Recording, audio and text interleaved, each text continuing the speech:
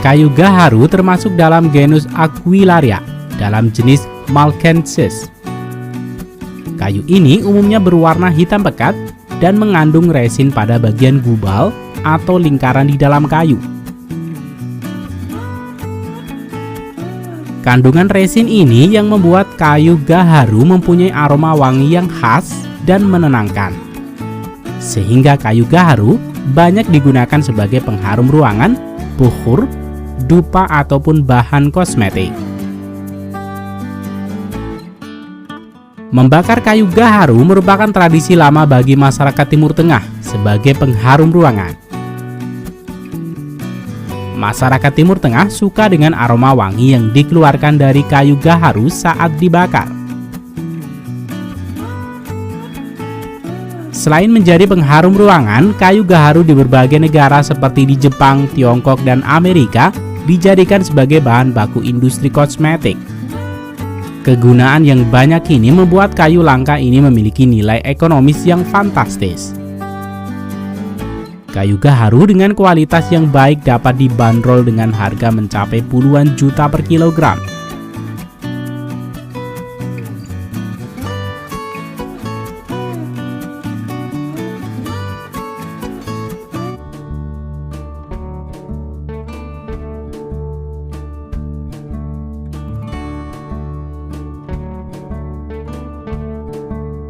Selain dikenal dengan nama pohon gaharu, pohon ini juga dikenal dengan nama agarwood. Selain itu, kayu gaharu juga dikenal dengan sebutan the wood of the gods. Karena permintaan pasar yang tinggi dan proses produksi kayu yang lama dalam menghasilkan resin yang wangi, membuat harga kayu gaharu terus melambung. Namun di beberapa petani di Asia, mereka mencoba mempercepat panen kayu gaharu dengan cara menginfeksi pohon dengan mikroba, sehingga pohon merespon dengan memproduksi resin lebih cepat. Perlu kalian tahu, tidak setiap pohon gaharu memiliki gubal gaharu. Gubal gaharu merujuk kepada bagian pohon gaharu yang mengeluarkan resin dan memiliki wangi harum. Tanaman gaharu tergolong ke dalam jenis tanaman yang mudah dibudidayakan dan dapat tumbuh pada berbagai jenis tanah. Hal yang perlu diperhatikan adalah tanaman ini tidak dapat mentolerir tanah yang tergenang oleh air. Walau begitu, tanaman gaharu dapat tumbuh subur pada ketinggian 0 sampai 1.200 meter di atas permukaan laut. Kegiatan budidaya tanam gaharu dimulai dengan mendapatkan bibit pohon. Pohon gaharu dapat diperbanyak dengan cara generatif, yaitu dengan cara menyemai biji pohon. Akan tetapi, petani gaharu umumnya membeli bibit pohon dari petani terpercaya yang mengembangkan bibit pohon gaharu dari kultur jaringan untuk memastikan mendapatkan bibit berkualitas. Bibit pohon gaharu yang baik adalah bibit yang terbebas dari penyakit dan memiliki tinggi minimal 20 hingga 30 cm dengan diameter 1 cm untuk siap ditanam. Setelah bibit pohon gaharu didapat, selanjutnya petani mempersiapkan lahan untuk menanamnya. Jarak tanam yang ideal adalah 3 x 3 meter. Namun, juga bisa disesuaikan dengan kebutuhan. Idealnya 1 hektar tanah dapat ditanam sekitar 1.111 pohon gaharu. Kemudian lubang tanam harus digali minimal 2 minggu sebelum penanaman. Penanaman yang baik dilakukan saat pertengahan musim hujan. Di awal pertumbuhan bibit gaharu perlu diberi naungan sehingga bibit pohon tidak terkena sinar matahari langsung dan tidak mendapatkan cahaya matahari yang berlebih. Cahaya matahari berlebih dapat membuat penguapan berlebih dan membuat bibit pohon gaharu menjadi kering. Selain itu, di awal pertumbuhannya, pohon gaharu memerlukan penyemprotan dengan insektisida organik untuk menghadapi serangga dan ulat pemakan daun. Setiap pohon gaharu yang ditanam, tidak semua pohon dapat menghasilkan gubal gaharu. Sehingga ketika dipanen pada umur 7 tahun, Jika pohon gaharu tidak memiliki gubal gaharu atau resin, membuat pohon menjadi tidak berharga.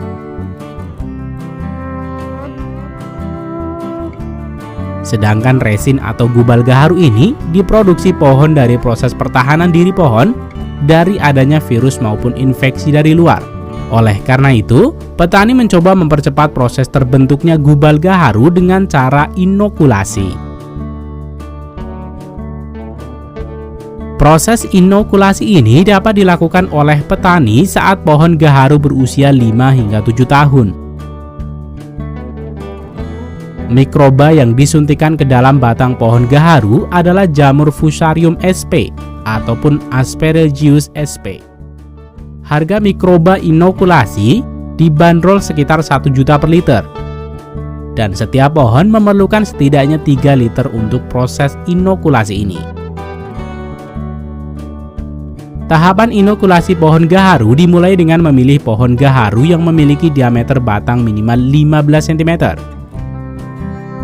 Kemudian, pekerja melubangi dengan bor listrik batang pohon gaharu hingga mata bor masuk ke dalam batang gaharu dengan sudut mata bor kurang lebih 15 hingga 45 derajat. Selanjutnya, pasang botol infus pada setiap lubang yang sudah dibuat. Model botol infus ini dapat bervariasi untuk setiap petani dan disesuaikan dengan ukuran batang pohon gaharu. Selanjutnya, pekerja menyiapkan cairan mikroba yang akan diinfuskan ke dalam botol yang sudah terpasang.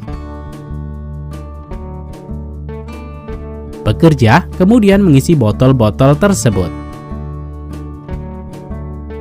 Beberapa petani besar memberi barcode pada pohon untuk mempermudah pemantauan perkembangan pohon selama masa inokulasi. Hasil inokulasi ini dapat dilihat setelah 6 hingga 7 bulan setelah penyuntikan.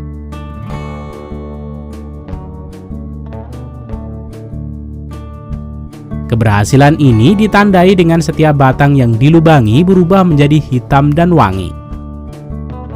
Secara alami, frekuensi infeksi jamur pada pohon gaharu sangat rendah.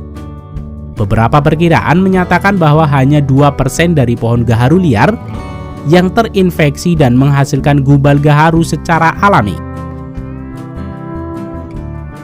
Yang berarti, perburuan untuk menemukan gaharu alami sangat sulit. Serat kayu gaharu yang sehat dan tidak terinfeksi berwarna pucat, tidak berbau dan tidak berharga.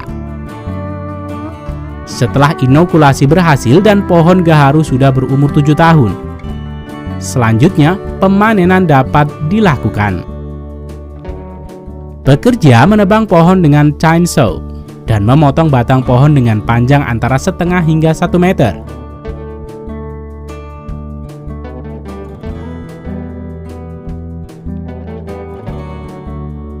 Di ruang produksi, pekerja akan memisahkan daging kayu yang sehat dan gubal gaharu atau resin.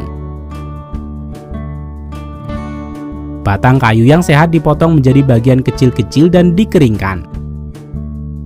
Kemudian, potongan kayu ini akan digiling dan dicampurkan dengan bahan lainnya untuk dibuat menjadi dupa berbagai bentuk.